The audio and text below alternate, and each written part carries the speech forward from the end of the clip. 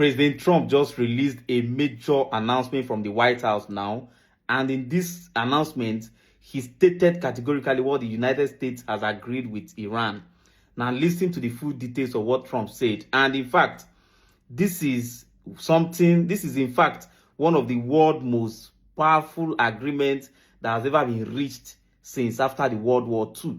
Listen to the details. We're just getting some breaking news here about the war. The president has just issued a truth social from the White House saying this: based on conversations with Prime Minister Sharif and Field Marshal Munir of Pakistan, and wherein they requested that I hold off the destructive force being sent tonight to Iran and subject to the Islamic Republic of Iran, agreeing to the complete, immediate and safe opening of the Strait of Hormuz, I agree to suspend the bombing and attack of Iran for a period of 2 weeks. This will be a double-sided ceasefire. The reason for doing so is that we have already met and exceeded all military objectives and are very far along with a definitive agreement concerning long-term peace with Iran and peace in the Middle East. We received a 10-point proposal from Iran and believe it is a workable basis on which to negotiate.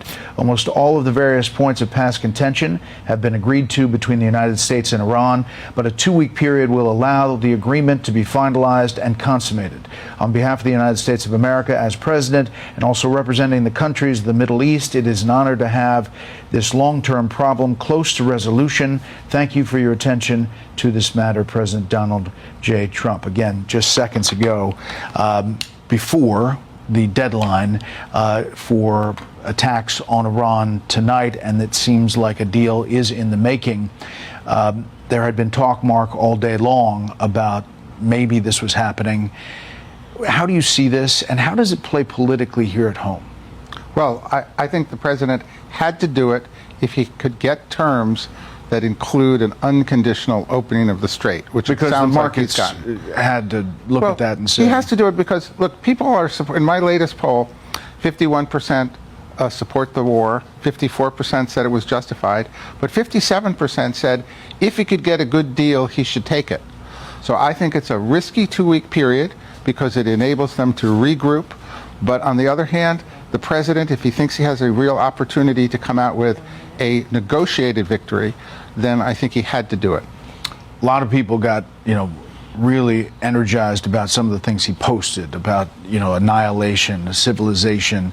But now he's coming with this deal, Kellyanne. How do you see this big picture? It's the 11th straight year of them in high dudgeon about everything he writes and says. He said he doesn't care about his critics, but he does care about getting peace and a just cause here. He does care about oil flowing again. If he gets a deal, the ultimate deal maker, part of how he wins these elections, Brett, then that will matter to people. There's one group that he's not mentioning at all. They're called Europe and NATO. It's really fascinating what's happened there in a short amount of time. You even have Vladimir Zelensky running around in these Gulf state countries saying, I'm not getting weapons, I'm giving them to you and giving you our intelligence for the last couple of years in this war with Russia. It's really fascinating what's happened there in short order. NATO's coming to the White House tomorrow. I think Mark Rutte, the Secretary General himself, has forged a good relationship with Trump, but the NATO countries have not, and he's not even mentioning them as part of this deal. This is all about the countries around Iran. Look, this is what we expect from presidents. You're not going to get a good deal unless you pressure and they think that you're serious. And the same country that sent 155 aircraft in to rescue one of our airmen, if not two, just this past weekend, is a country that is going to do what it takes to keep everyone safe and to push back on the largest state sponsor of terror, but also to tell the people who are relying on the Strait of Hormuz, like Europe, for its energy. We need you to help as well.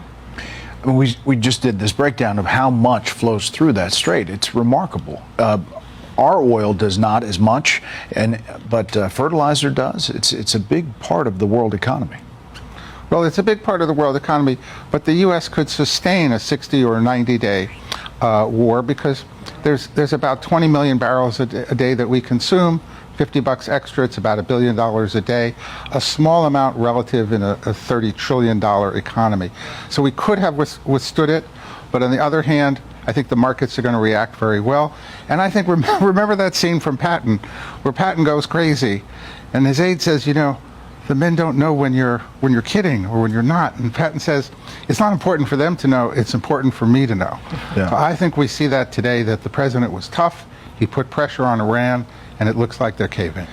So just to reiterate, for viewers who may just be tuning in, the president has just put out a Truth Social saying that there is a deal in the works with Iran, a 10-point plan negotiating a settlement that includes the immediate opening of the Strait of Hormuz. We don't know what the other 10 points include, but if it matches previous negotiations, that includes nuclear material, it includes a missile program that would not continue, and we don't know what it means for the neighbors, but this has to be a real breath of sigh of relief for Gulf Arab allies, especially. That's right. And the president said this will be a 4 to 6 week war. We're still within that zone. He also last week reminded us all, Brett, Vietnam 19 years, Iraq War 7 or 8, World War II and Korea 3 years apiece.